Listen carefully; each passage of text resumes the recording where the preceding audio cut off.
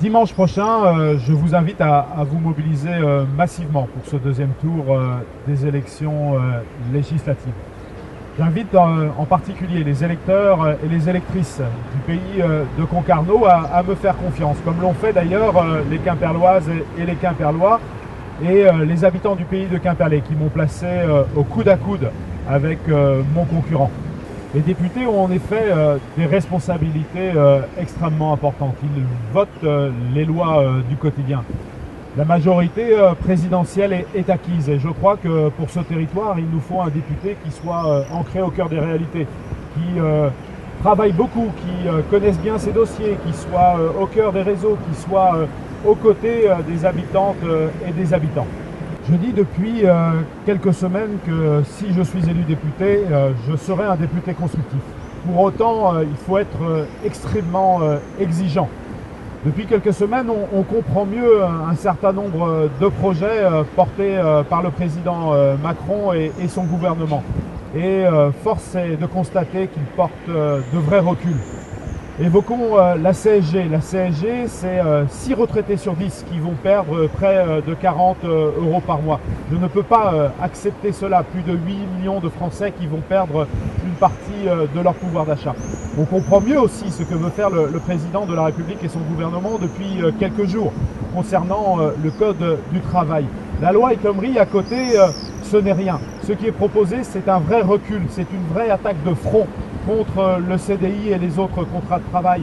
Il y a des mesures dont on parle peu, mais qui vont beaucoup impacter les salariés. Et donc, j'entends m'y opposer aussi avec beaucoup de fermeté. Et puis, il y a ces annonces qui n'ont pas fait beaucoup de bruit, mais sur lesquelles je souhaite aussi revenir. On a besoin de militaires, on a besoin de policiers, on a besoin de gendarmes, on a besoin d'enseignants. On a besoin de personnes qui travaillent dans nos hôpitaux. Eh bien, le président de la République a annoncé la suppression de 120 000 fonctionnaires. Je ne comprends pas cela et je m'y opposerai. Et enfin, le président de la République a annoncé qu'il allait demander un nouvel effort extrêmement important aux collectivités territoriales. 10 milliards d'euros d'économie. Eh bien, cela va se traduire très simplement par le recul des services de proximité dans nos écoles, dans nos crèches, dans nos médiathèques, dans nos conservatoires, dans nos salles de sport, l'eau, l'assainissement. Les élus locaux vont devoir faire des choix très difficiles. Ils vont certainement devoir augmenter aussi la fiscalité locale alors que les Français en ont ras-le-bol. Et puis, on le sait également, les entreprises ont besoin des marchés publics et annoncer 10 milliards d'euros de moins aux collectivités, eh bien, c'est mettre en difficulté les entreprises de ce territoire. Alors autant je souhaite être un député constructif, autant je peux accompagner un certain nombre de mesures, autant j'entends m'opposer avec fermeté à celles que je viens d'indiquer. Je crois que être un député constructif, mais être aussi un député extrêmement vigilant, capable de s'opposer, eh bien je crois que c'est ce choix qu'il faut faire et pas un choix qui serait un choix d'apporter un énième député en marche à une majorité qui va être pléthorique.